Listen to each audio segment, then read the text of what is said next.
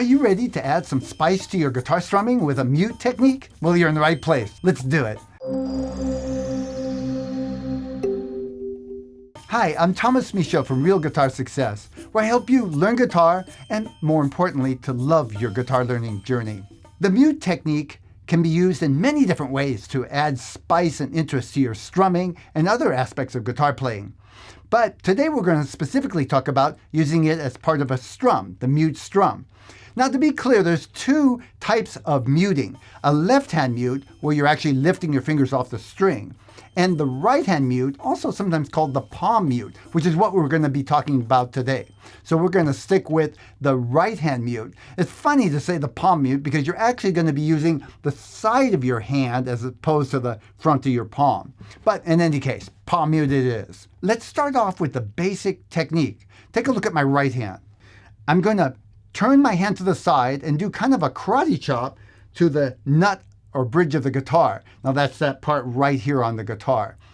Then move my hand a little bit towards the sound hole and hit the strings. So now I'm not touching that bridge anymore. I'm on the strings themselves.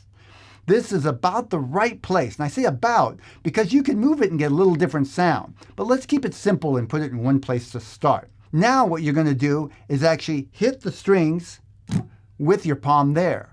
No sound. I'm going to make a chord so you can hear a little bit of the chord sound. It's actually making a sound. It's softer than if I let the chord ring. And that's the sound we're after. First off, you might want to experiment with moving your hand around and seeing how it sounds. You need to make a chord, otherwise it'll always sound muted. It usually sounds more muted as I get closer to the sound hole. And of course I can press harder and make it more muted and press lighter and make it less muted. Over time, you'll develop more control with that. For now, worry more about just getting the basic technique and the strum to go with it so you can practice it.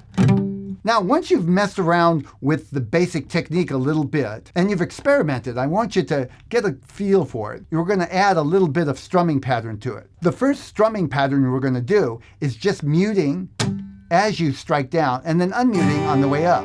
This is very similar to what the Beatles use in that song Obla Di Obla Da. Da da da da da da da da da da da da da da da. I'm muting on the way down and releasing on the way up. It makes a great exercise, and you can always hum along that Beatles song if you feel so inclined. So let's try it. G chord, try along. Got your guitar, right? Good. We're going to mute on the way down and then release on the way up. No muting. Mute. Release on the way up. And it doesn't sound that great? To be expected. You've just learned this. What you want to do is try it over and over a period of days even. Great if you get it right away, but that would be, you're unusual if that's the case. It takes time to kind of work it. So strike and then release. Strike and release. That is the basic and most useful technique. Now I'm going to show you how to incorporate that into a little longer strum as well. We're going to incorporate to a strum that's two opens, down, up, then mute, and then up. I call this an acoustic rock strum because it's commonly used in that style. So that whop kind of sound is coming from me palming the strings and picking at the same time. Down, up. So the basic strum, again, once you've got this basic technique, is simply down, up, mute, and then on the way up, and do it twice. Now here's an exercise to practice with that. Just two chords. We'll start with this G chord and go to the C chord. Twice each chord. Down, up, mute, up, down, up. And then C chord. And back.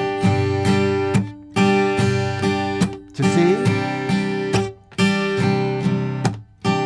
So now you're practicing keeping the mute strum going while you're changing chords. A couple of tips that I think you'll find very helpful. One is don't worry when you're hitting the strings on the mute strum that you're hitting all the strings. In fact, I prefer to hit mostly just the lower strings. Adds more variety to the strum. So as I'm hitting the lower strings and then I'll up without muting, it adds this kind of low, high to the mute, unmute, mute, unmute sound. It adds movement to the strum pattern. And that's partly what makes strum patterns sound interesting. They're not always the same up and down. The second tip is to expect this to take a little while. Great if it doesn't, but these kinds of things, for most students, take persistence and just keep coming back at it. Start with the easier version of it. Just start by making the sound, and then start with this down-up pattern for a while, just to see if you can get the sound, maybe for a week or so. And then try adding it into the whole strum. Down, up, up. Then once you've got that strum working, you can try adding it into some of your other strums. For example, I'll do a basic strum like open, and then I'll start muting to add some progression to the song. Starts off open, and then goes into mute, and then opens up again. And that creates more of a longer-term interest than doing the exact same thing throughout the entire song. Thank you for joining me. I've enjoyed spending this time with you. I look forward to seeing you in another video. And by the way, if you haven't already, please subscribe to my YouTube channel and click that little bell so you don't miss a thing. Remember, learning guitar is a journey, not a destination. Let me know in the comments how I can best help you to love your guitar learning journey. Bye for now.